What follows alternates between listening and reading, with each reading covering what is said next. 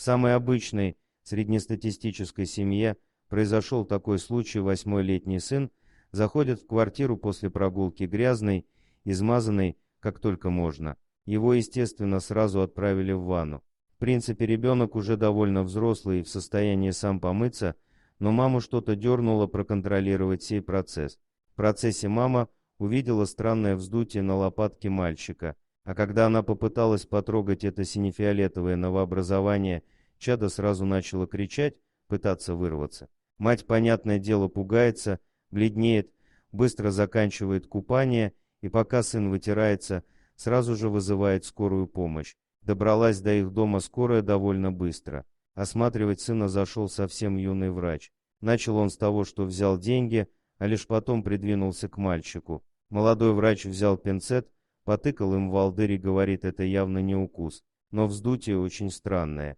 Не могу вам сказать, что это, так что обращайтесь в поликлинику. Затягивать с этим не советую. Вечером домой пришел глава семейства, но он сразу же ушел записывать маму с сыном на ближайший прием к педиатру. В больнице ему дали номерок на следующую неделю. А ждать-то никак нельзя, нужно скорее узнать, что с сыном. Вот отцу и пришлось платить за ближайший прием. Придя на обследование, мама с сыном увидели женщину. Она тоже сначала взяла деньги, потом лениво начала осматривать мальчишку, окинула брезгливым взглядом спиной на рост и сказала: это не ко мне.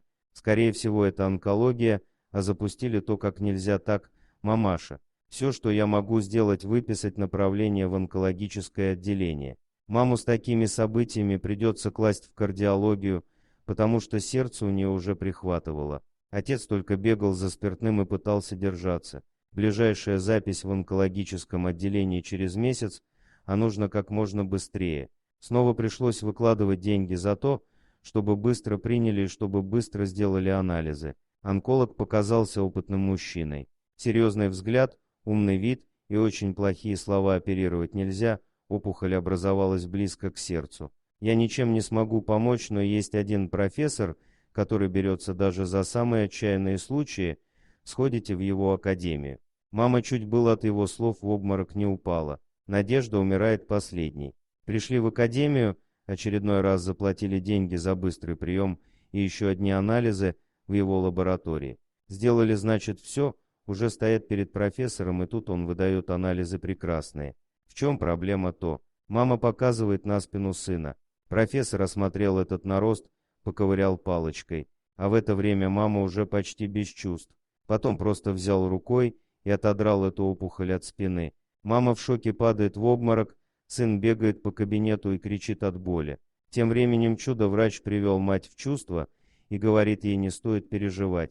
Это просто жвачка к спине прилипла и давно, потому что грязью уже вся покрылась. Не приводите больше сына с такими проблемами ко мне. Далее профессор вернул деньги и отправил счастливую семью домой. Дорогие друзья, если вам понравилось видео, поставьте лайк, а также подписывайтесь на канал, где найдете еще много интересного.